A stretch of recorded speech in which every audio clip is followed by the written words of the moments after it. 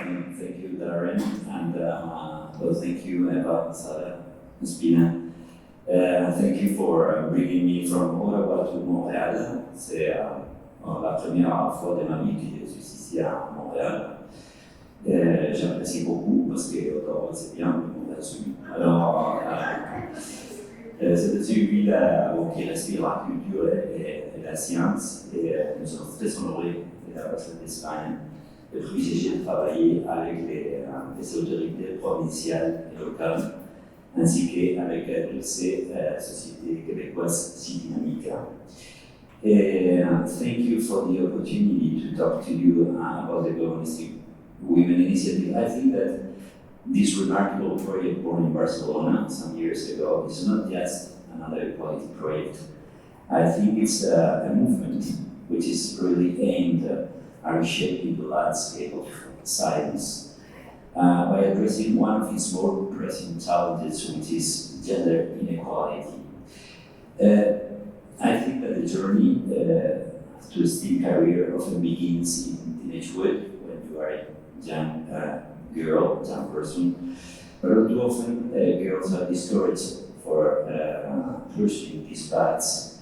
And I think the Global STEAM Women Project actively works to counteract these influences by promoting all these vocations among young women. How? Well, through these kind of acts, precisely, through educational programs, workshops, mentorship opportunities, and of course, outreach initiatives that engage girls from an early age.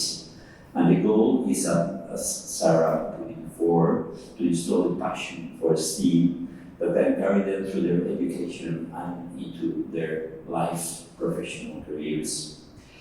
You've mentioned before this remarkable women that I was watching the other day in the Instagram, which became like a viral. This when Madame Curie, she received the first and the second Nobel Prize in front of 3,000 men. She was the only woman who she received, and all these 3,000 men were standing, and that was really something appealing. And how we say in Spanish, te pone la carne de gallina. I don't know how you translate that in French or English.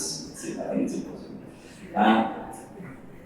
For too long, these contributions of women have been overlooked and their achievements under-recognized. And I think this initiative like the Globalistic Women is also committed to changing this narrative.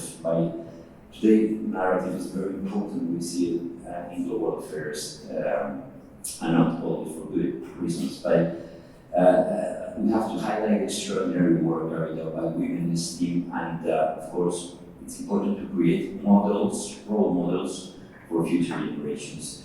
From the Embassy of Spain in Canada, we do also promote our bilateral relations in the field of scientific and technical cooperation with a strong gender component.